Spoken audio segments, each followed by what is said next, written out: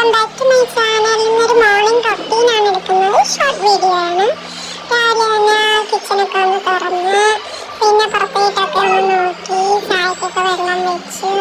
പിന്നെ പുറത്തോട്ട് നോക്കുമ്പോൾ ഇന്നിപ്പം ചെറിയൊരു മഞ്ഞാണ് നിന്നുണ്ടായിരുന്നു. പിന്നെ മണി പ്ലാന്റിനൊക്കെ കുറച്ച് വെള്ളമൊക്കെ തളിച്ചു കൊടുത്തിട്ട് പിന്നെ ചായക്ക് നോക്കിയപ്പോഴത്തേക്കാണ് ചായപ്പൊടി തീർന്നു പോയി. അങ്ങനെയാണ് ഞാൻ കണ്ടത്. ബോച്ചേറ്റിയെ പറ്റി കണ്ടു. പിന്നെ ലക്കി ബമ്പർ എല്ലാം അടിച്ചാലോ എന്ന് വിചാരിച്ചിട്ട് ടിക്കറ്റൊക്കെ നോക്കി. ടിക്കറ്റ് നോക്കിയിട്ടൊന്നും അടിച്ചില്ല.